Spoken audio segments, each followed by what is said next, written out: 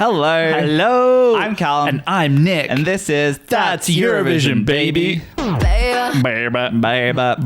Okay, let's get straight into it. Nick, what are we talking about this episode? Well, what are we talking about today? We are talking about there's been some things happening in the wider Albanian spaces, including the fact that they have chosen the winner of the Festivali Këngës. The winner of FiK 26? No, they 25. Do it by the number of it's like the 64. Oh, this is FiK 64. FiK 64. Yes, we are reacting to and giving our review of Albania's winner of FiK 64, who are going to represent Albania at Eurovision this year. Sorry, more prestigiously, I think that we are actually reviewing the winner of the That's Eurovision Baby prediction of who was going to win FiK this year, because, baby, we are two from two. Two for bloody two so far. Both of our favourites are now representing their respective countries, pending that no one boycotts and drops out, which, you know, slave you do. Woo! But who is the winner, Nick? We would love to wish a very well done and a big congratulations to Alice with his song Nan. Yes. That took out Festivali Këngës. I don't know. I'm doing this like Portuguese spin. I think whenever you do your accent, you now lean Portuguese. Yeah, I have, like, unfortunately, I hear one accent and I just latch to that for the rest of my life. So if he's doing British, he's doing Yorkshire. If he's doing broad European, it's apparently Portuguese. What can I say? I don't have layers, but you know what does? This wonderful song. Yes. So congratulations to Alice and his song Nan. Nick, give me your overall impressions of the song. Actually, before we do, I'll say two things. Currently, we're going to be covering the national final season for Eurovision 2026. Undecided, probably not going to cover Eurovision itself for obvious reasons. But if you are interested in, keeping up with national selections and kind of the sort of representations that these countries have for their music, please give us a follow. And number two, we have already watched the song. We're not necessarily a live reaction channel. No. If you want live reactions, that's not us. So we're delivering you our reaction to the song, more like a review, I guess. So, yes. So what is your review of this song? What a fucking song. This great review. Thank you so much. Thank you, guys. Thanks so much. See you on the next one. This song is genuinely incredible, and like the moment that it creates on stage, like I think in the recorded version it sounds great, but I think the live version that we got to see at FiK this year is just insane. Like the atmosphere and the energy in that, it's like, it feels like one of those performances that you wish that you could look back and say that you were in the room for when it got performed for the first time. That's a very high praise from you. What did you think? I wouldn't go that far, but one thing I really love about FiK is they stick to big bands. It's all live orchestras. They're allowed to have heaps of people on the stage. So they make it feel theatrical, which I think is a great way to maybe compensate for Albania's smaller population and probably smaller budget by creating these moments on stage. I think famously 2022 with Ranella and Secret, that the FiK version respectfully shits all over the Eurovision version. And I think that this is another example of... Poor Ranella. Well, but this is an example of a song to me that the live orchestra really sets it elevated this song in a way that we liked the recorded version, but my God, when you hear it live, like I imagine being in that room and hearing that orchestra backing his voice, you would be so incredibly impressed by it. Just like the choir all around. Absolutely. Too. And let's talk quickly about Alice's live vocals. Holy shit. Yeah, that's impressive. Now, one thing about me is I do not fuck with a man bun or ponytail. Yeah. That man can do whatever he wants. I do not care. He was giving slightly Neo in the Matrix in his look. It was giving... Drop the clock. Look, we'll get into that. Yeah. But for now, we're just talking about the song itself. Yeah. And I will say that, like, we have a really, really special Albanian song. Yeah. Is it going to hit the same giddy heights of a Germ for me? Maybe not, just because I like the sort of electronic production of Ishkotra Electronic. But I think that Albania is kind of... I think that the winning formula is kind of clicking for them. Much like we're 2 from 2. I feel like Albania is 2 from 2. Yeah, I can see this as an easy qualifier. But before we get into what we think it's going to do on the Eurovision stage... regardless of whether we're going to be watching it. Let's talk about the staging we saw at FiK. What did you like, and what would you like to see be elevated? So I have sort of a positive and a negative. I have a big negative, by the way. Oh, drama. Yeah. So my minor negative is I don't love the clock. It's a bit like it was giving very religious prescriptive energy. Okay, well, like I know it wasn't a cross. We understood. We read the lyrics of the song in English. We then read a couple of dissertations on it. We understand it's about sort of matriarchy in Albanian families and sort of like the family connection that maybe gets lost when people move away, etc. Does the clock represent anything? Oh, look, the family grows together, the family grows up, the family grows apart. But Nan, I believe, is mum in Albanian. Yeah. I think. I'm almost certain it's mom. Yeah. Mom. But I just think that this song was staged incredibly. Like, my only minor negative for this is that, and I wonder if this is maybe similar to what happened to Ranella, is that I think that the staging and the drama and the atmosphere that was brought to this performance was brought by having so much and so many on the stage. I am very acutely aware, but we'll say it again, that FiK is not just to choose the Albanian representative for Eurovision. It is a very prestigious contest in its own right. And if anything, this year, the prestige is far more for the national finals. So, like, this is... Yeah, anyway. But I will say perhaps where some of the disappointment comes from is seeing this song in what I would consider it's like full-throated form of like the massive choir, like the live band and everything, and then having to understand that you're not going to get that at Eurovision, and therefore the product that appears at Eurovision maybe being kind of a letdown because you can't bring that same drama and size and spectacle to it. And I think a song like this relies on that spectacle. Yeah, I'll pay that. I don't like the staging as it is. I love the orchestra, and that's sadly one thing we won't get at Eurovision. But for me, I find the constant cameraman going around and around and around made me actually feel a bit motion sick. And I don't think this is what the... You don't want the Zoopy Loopy? No, I don't want the Zoopy Loopy. I don't think this is what the final version of this song is going to look like on a Eurovision stage, but I think... Well, because someone's going to trot on the cable again and we'll all be up shit they trotted about 6 times during that live performance with those technical difficulties. Oh, yeah. But yeah, I think the gimmick of just spinning around him got very tiring, and it's such a good example of just stand...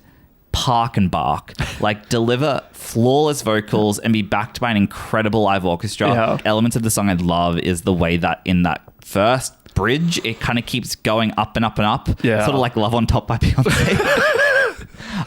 They do say that Elise is the Beyonce of Albania. And then the man-Yonce. I also love that if you listen to the recorded version versus the live version, he does that rising chorus in the live version that the recorded version doesn't have. Keep that for the Eurovision stage. Nick, I know you've probably not had a lot of time to think about this, but could you think about how the song could be elevated for a Eurovision audience? Well, I mean, firstly, I think I'm just disappointed in myself for going for man-Yonce instead of he-Yonce. I think, congratulations, you've successfully convinced me. The camera work is a bit much, and I think it doesn't allow you to really connect with like the intimate personal nature of this song. It's really beautiful and it's got a really heartfelt message, and I think it's just like a whoa. I feel like I'm on the tornado. So would probably love to see maybe that cut out a little bit more. In terms of what this has, I think for me, I see this with very tall staging. Because I think, well, how do you bring back... Yeah, I want... You know what? He should see if Luna's still got those giant chess pieces from 2020. I want him on the top of a giant chess piece. The way that you can recreate sort of the depth and the energy and just like the all-enveloping nature of a song like this, because it needs to feel big and grand and epic, and I think the way to do that is with like tall staging. I think I actually quite like what they did where they didn't have backup dancers. I love that. Like, don't bring dancers into this. We don't need that. But what I also don't want is like Azerbaijan a couple of years ago with man sits and cries on bleacher. That's not what I mean by tall staging. For me, like dark, moody staging and really bring me to church. Bring Me to Church is what I want for this. Well, that's what I said about Novazora last episode. I We know. can't have 2 church songs. Well, at least they could do a 2-for-1 rental. That'd be a bit go cheaper. To church to meet a church girl and read her Bible. And that's how you know we're millennials. Yeah. Bring back the vines. But what do you want to see for this? Because I think you're much better at conceptualizing staging. I'm really great when they give me the exact staging that I want, and I can just say, well, just do that. Oh, just do that again. That's nice. I'm playing my fine arts degree. Yeah, please give me your Bachelor of Fine Arts, Callum. I completely agree with you. This is not a song that needs people. This is just him. Now, here's things I don't want. I don't want... The gritty. I don't want any... Stop it. I don't want any mothers on this stage. I do not want to see his mum make a cameo. No videos on the background. That's what I don't want. No slideshows behind you of mums and their children. No Alice's mum kind of appearing in the last chorus of the song and showing up as an emotional moment. No, how much time do we have left together? Like the wife showing up. Do not make this song... Oh, fuck. I need you to know. I'm upset now. I'm triggered. None of that shit. I'm sorry, but that is to me tell don't show, because you're quite literally being like, and the lyric says this, and so we put it in the... No, guys, don't want that. Guys, the song's mum. Yeah. Guys, do you know who so this let's is? steer away from saccharine. Let's go into really cool minimalist. Yeah. But I have faith that just based on Alice alone, his costuming, his choice of like style, general energy, I'm not getting the sense that we're going to go down that path. I don't think that's him.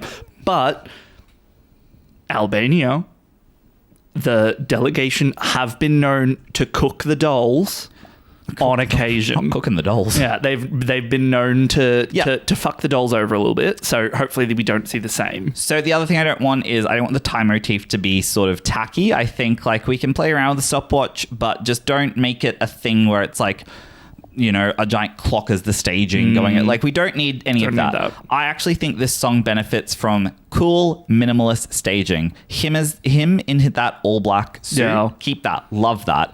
I think let's play around with some smoke machines. Let's get some dramatic staging. I like the idea of verticality. So maybe there's like a bunch of like different sized cubes or blocks, and he's standing on just one of them. The rest are just different sizes. Decoration. And it's just delivery. Let's get that mix. Let's make it feel like there is a live orchestra in the stadium without needing one.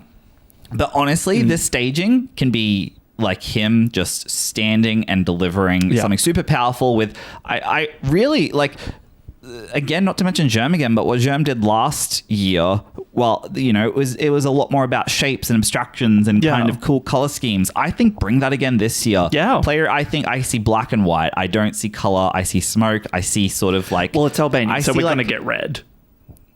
Maybe this will be Albania's first year without red in it in a hot minute. No, I see like monoliths, like a monochrome monolith that he is like performing around. That's kind of what I'm saying. Verticality, yeah. So I see that, and I think making it, and again, I think there's symbolism in that. There's making it maybe the stage feel a bit isolating. So the message of sort of like that tether to home maybe being lost, you know, that really is communicated. Maybe with color, maybe with the color red filling at the end, black monolith in the middle, looking slightly like the Albanian flag. I fucking love then that it can shit. feel, then it's that sense of like, but you know, homeland or whatever.